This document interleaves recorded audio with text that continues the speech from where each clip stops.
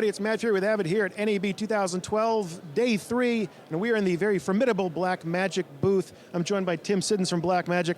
A lot of very exciting announcements coming out from Blackmagic this year. One that I think surprised everybody, and that was the announcement of this digital cinema camera. Tim, can you tell us a little bit about this camera? Yeah, no problem, love to. So this is a brand new announcement for Blackmagic Design. First time that we've stepped into the camera market.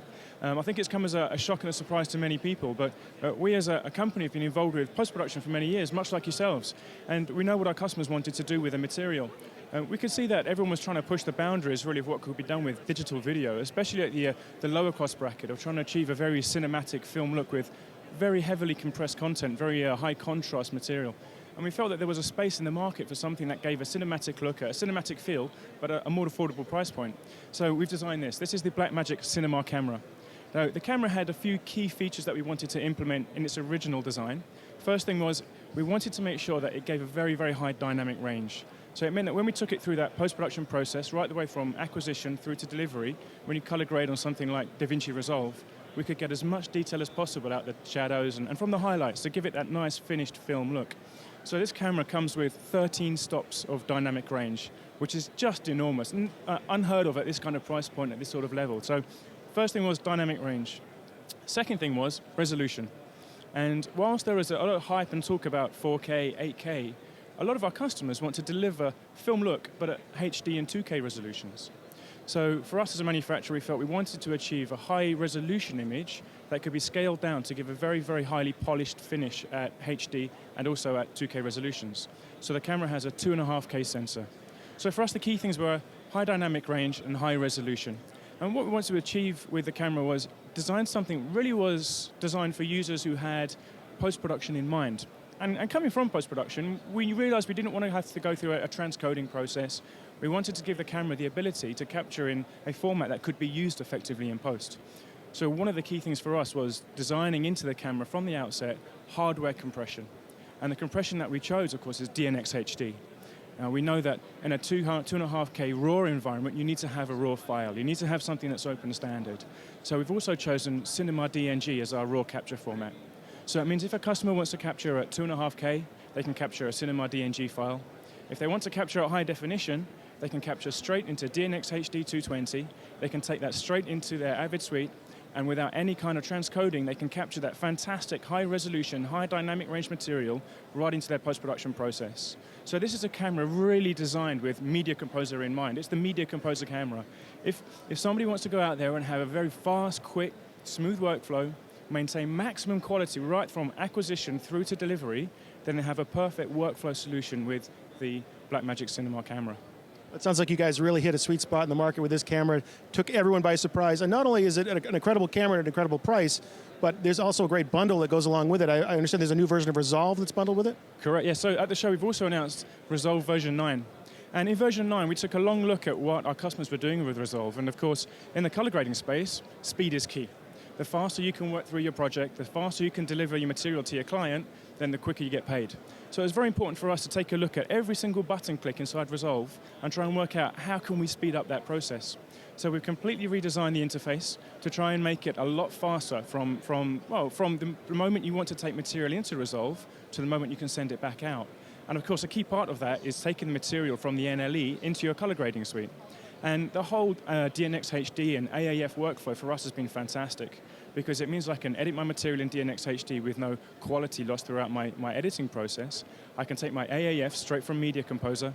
I can take that straight into Resolve. I can reconform my timeline without doing any transcoding.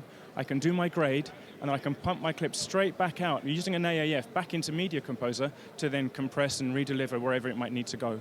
So the workflow from acquisition using a Blackmagic camera, capturing using a Blackmagic card, or color grading using DaVinci Resolve using both AAF and DNxHD has opened up a massive increase in both the speed and effectiveness of workflow using that combination of Avid and Blackmagic together. Wow, that's amazing. Yeah, really, starting with Media Composer 6, almost the full complement of Blackmagic I/O devices were added.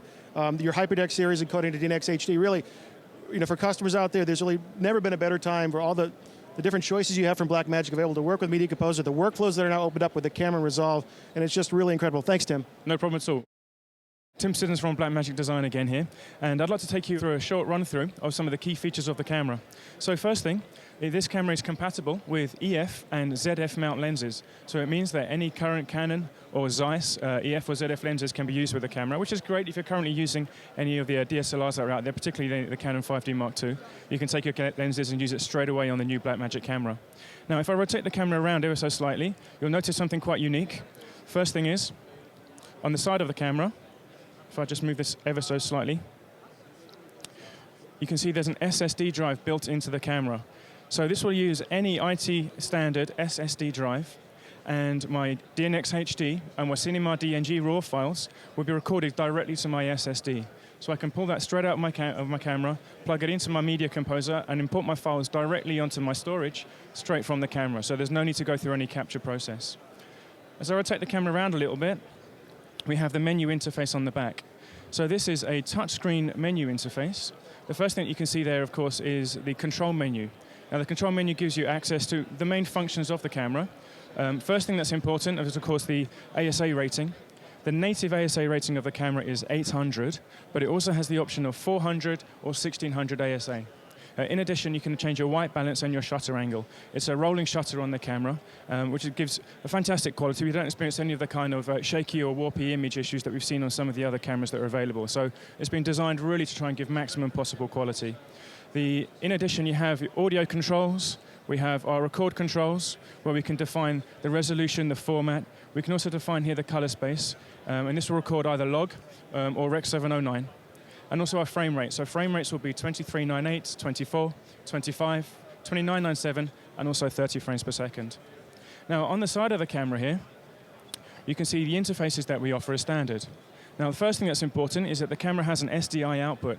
So this means it will take a full resolution, either HD or also 3 gigs, so for 2K output over SDI. So I can take this either into an alternative recording method to record either HD or 2K. It also has, quite uniquely, this is the first camera to be shipped with a Thunderbolt connection. So it means if I'm going to be using a Mac, or in the future a PC, I can take my data directly from the camera and send my video straight over Thunderbolt into my Mac or PC to record. Power-wise, the camera has an inbuilt battery. The battery lasts for 2 hours. It's rechargeable. Recharge takes about 90 minutes.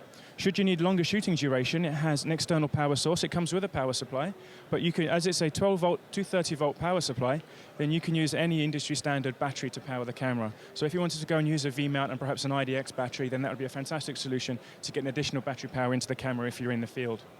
Camera also has audio input. It has 2 balanced and unbalanced jack inputs, so it means that I can take an analog audio directly in. There's also operate for mic line inputs should be needed. There's a headphone for monitoring, and of course a remote. Now the remote has LANC control, so that will give me basic transport controls, and also the ability to control the iris if I'm using an EF lens. So that's kind of the highlights for the camera.